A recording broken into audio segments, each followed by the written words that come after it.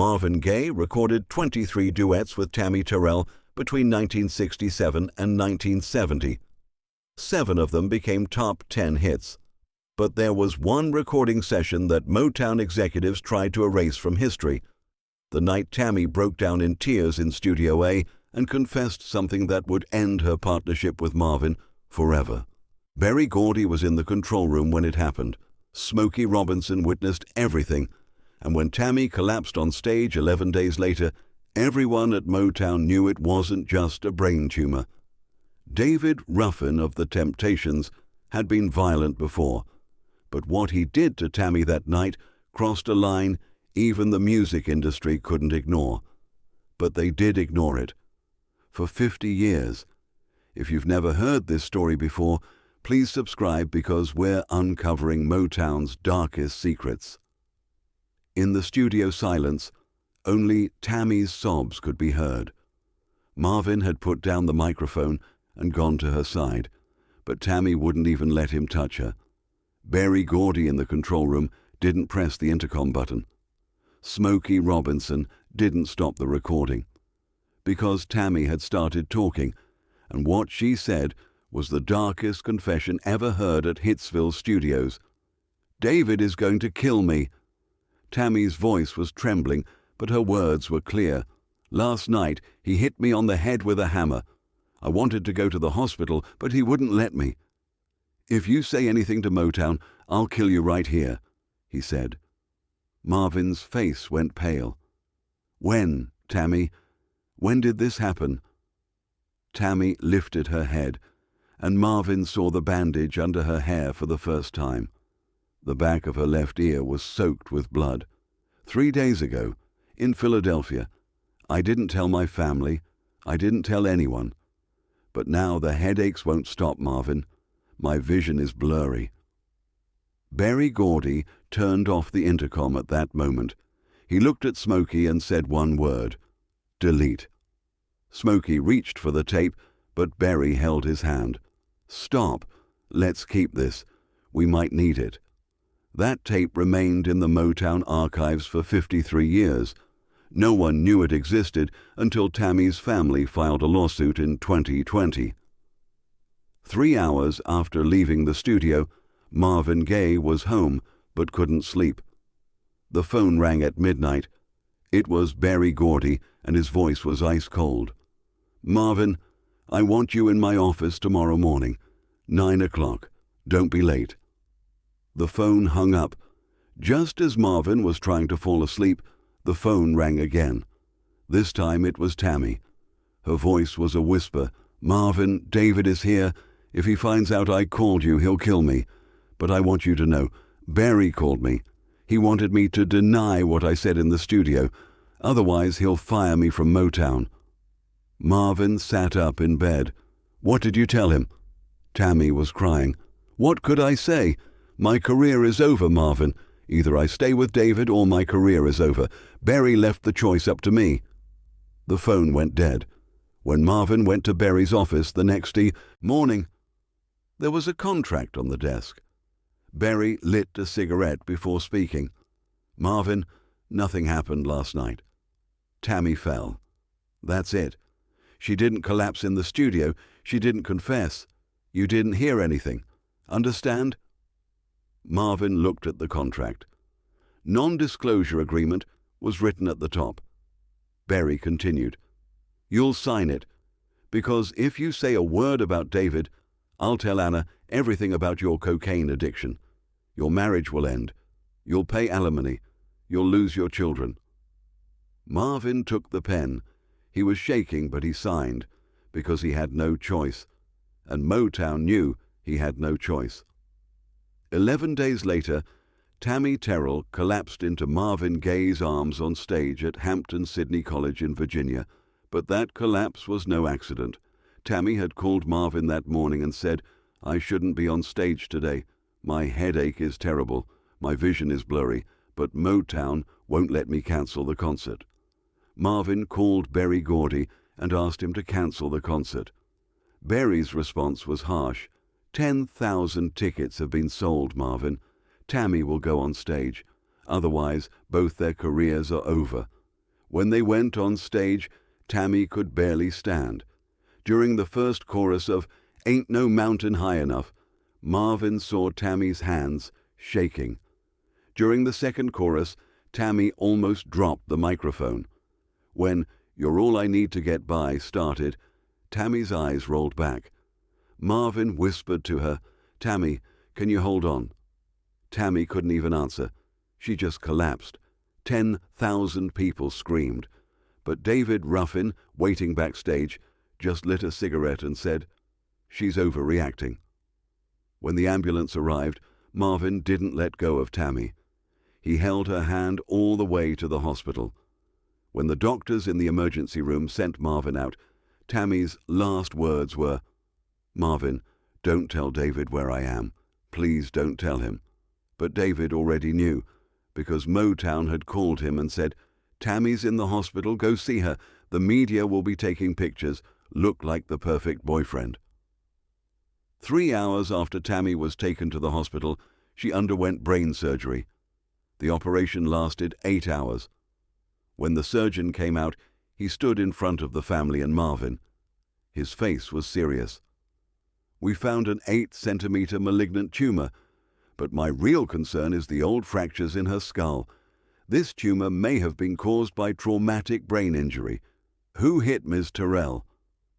There was silence. No one answered, because David Ruffin was waiting in the hallway, and everyone knew what David would do if they said a word. Marvin couldn't take it anymore. He pulled the doctor aside and whispered, "Her boyfriend. He hit her with a hammer." The doctor's eyes widened. "We have to call the police." Marvin shook his head. "Tammi won't press charges. Her family won't press charges, and Motown has already covered it up." The doctor couldn't believe it. "This is attempted murder. How can they cover it up?" Marvin laughed bitterly. "Because David Ruffin brings in $5 million a year. Tammi is just a singer." That night, when David Ruffin entered the hospital room, Tammi was in a coma, but David didn't care. He looked at Tammi's mother and said, "You won't talk to the doctors while I'm here. You won't talk to them after I leave either, because if you talk, Tammi's sister will be next." The mother cried, but nodded. Even Motown's power paled in comparison to David's threat. The next day, newspapers reported that Tammi had collapsed due to a sudden illness. Motown issued a press release. "Tammi Terrell fainted due to stage fatigue and stress. Doctors expect a full recovery. She will return to touring soon." David Ruffin's name was nowhere to be found. The hammer was never mentioned. The word trauma was not used. Berry Gordy personally called the editors of the major newspapers. "This is just a health issue, nothing else. If you write anything different, Motown will never do another interview with you." Marvin went to the hospital every day, but David was there every time. Marvin couldn't be alone with Tammi. One day, when David went to the bathroom, Marvin rushed over to Tammi. Tammi had just come out of a coma and could barely whisper, "Marvin!" Marvin held her hand. "I'm here, Tammi. Leave David. Please." Tammi cried, "I can't. He'll kill me. You know he will." Marvin shook his head. "Then I'll protect you, I promise." But Tammi shook her head. "Marvin, you're already married. You can't save me. No one can." The door opened. David was back. He looked at Marvin and smiled. "Marvin Gaye, how sweet. You're visiting my girlfriend." Marvin stood up. The two faced each other. David continued, "But now it's time to go. Tammi needs to rest, and you've done enough for her." As Marvin left, David whispered, "Don't come back, Marvin, unless you want Tammi to have another accident." While Tammi was in the hospital, Berry Gordy made a decision. The recordings would continue. "Ain't No Mountain High Enough" was in the Billboard Top 20 and climbing. "Your Precious Love" was playing constantly on the radio. The money was rolling in, and Berry had no intention of stopping it. He called Marvin into his office and explained the plan. "Until Tammi recovers, You'll sing both your part and hers. Then when Tammi comes back, we'll mix the vocals." Marvin couldn't believe it. "Berry, she's in the hospital. She had brain surgery. She just came out of a coma. And you want to make a record?" Berry lit a cigarette. "Marvin, that's how it is. If you don't do it, we'll find someone else. Maybe Diana Ross. Maybe Gladys Knight. You choose." Marvin chose, because if he didn't, Tammi's voice would be completely erased.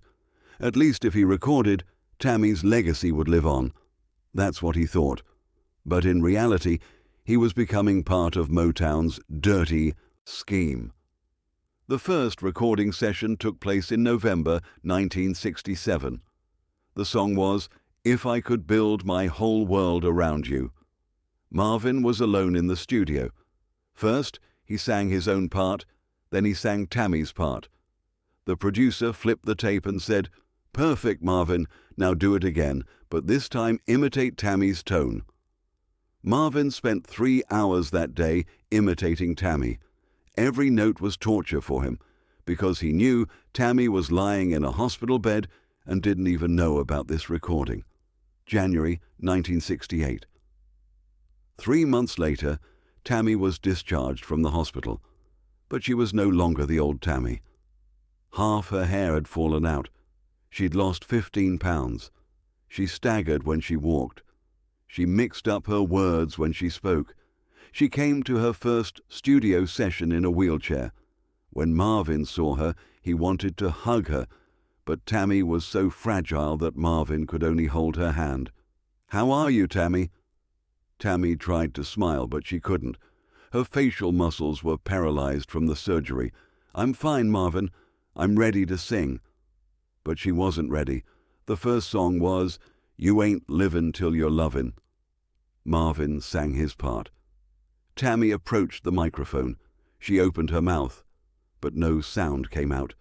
She tried again. This time a hoarse whisper came out. The producer said over the intercom, "Tammi, please sing louder." Tears streamed from Tammi's eyes. "I can't. My voice is gone." Marvin yelled at the producer, "See, she's not ready. Let her go." But the producer called Berry Gordy, and Berry replied, "Marvin, you've already sung Tammi's part. Tammi is only doing lip sync for the video. Your voice will be used for the recording." That day Marvin learned that there was no art at Motown. There was only business, and business was tearing people apart. For the next 18 months, Tammi came to the studio sporadically. Sometimes in a wheelchair, sometimes with a cane, sometimes in her friend's arms. Every time Marvin saw her, his heart broke, because Tammi was fading away a little more each day. Her hair had fallen out completely. She wore a wig. Her eyes were cloudy. She wore thick glasses. Her voice was completely gone, reduced to a whisper. One day in March 1969, when Tammi came to the studio, Marvin said he couldn't sing. "I can't do it. I can't look at her. This is torture, Berry." Berry Gordy came to the studio himself. He looked at Tammi, then turned to Marvin. "Marvin, look at her. She's here. She's fighting. You're crying. Who's stronger?" Marvin hung his head. Berry continued, "Tammi wants you to sing, because your voice will be her legacy. Do you understand? You're giving her a gift, the gift of immortality." Marvin sang that day, but every word was like a tombstone for him. The last recording session took place in August 1969. The song was "The Onion Song." By the time Tammi came to the studio, she was blind. Marvin led her to the microphone. Tammi touched Marvin's hand and whispered, "Marvin, promise me. Don't forget me when I die." Marvin cried, "I won't forget you, Tammi. I'll never forget you." Tammi smiled. "One more thing. Don't take revenge on David. It's not worth it. He didn't kill me. This industry killed me." Those words haunted Marvin for the rest of his life, because Tammi was right. David had hit him with a hammer, but Motown had covered it up. David had threatened him, but Berry had turned a blind eye for money. David wasn't the cause of death. The rotten system was the cause of death, and Marvin was part of that system. That's why he never forgave himself. Marvin was at home when the phone rang. It was Tammy's mother calling. Her voice was calm but cold. "Marvin, Tammi is dead, this morning, at home. She died peacefully." The phone hung up. Marvin dropped the phone. His wife Anna rushed over. "What happened?" Marvin didn't answer. He just collapsed to the floor and cried. He didn't get out of bed for 3 days. He didn't go to the funeral. "I can't go, Anna. I couldn't protect her. I couldn't protect her." Berry Gordy went to the funeral. David Ruffin went to the funeral. The Motown executives went to the funeral. But Marvin Gaye didn't go, because he knew that if he went, he would kill David. And he wanted to fulfill Tammy's last wish, not to seek revenge. After Tammi died, Marvin made a decision. He would never record a duet with a female singer again. Diana Ross wanted to record with him. He refused.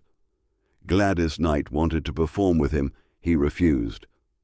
Berry Gordy said, "Marvin, this is nonsense. Tammi is dead, but the business goes on." Marvin replied, "Berry, you killed Tammi. I want to kill you too, but I won't, because Tammi wouldn't want that. But I will never again be part of your dirty games." From that day until his death in 1984, Marvin Gaye kept his word.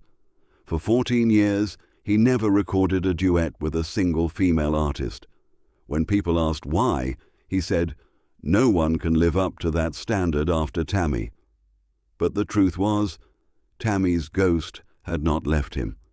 He saw her every time he looked at a microphone. He heard her voice every time he entered a studio. And every night as he fell asleep, he remembered her last words, "Don't forget me, Marvin."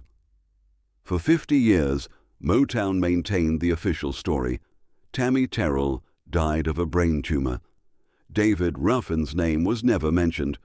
The word violence was never used. The hammer incident was never discussed. And when Marvin Gaye died in 1984 from his father's bullet, he took Tammy's secret to the grave, or so it was believed. In 2018, a researcher found lost tapes in the Motown archives. One of them was a recording of a conversation from that night, the night Tammi collapsed in Studio A. Tammy's words, "David is going to kill me." Marvin's question, "When, Tammi?" and Berry Gordy's order to Smokey to erase it. The tape was submitted to the court, but Tammy's family withdrew the case because David Ruffin had died in 1991, and you couldn't put a dead man on trial. Today, medical experts are clear. Repeated head trauma can lead to brain tumors.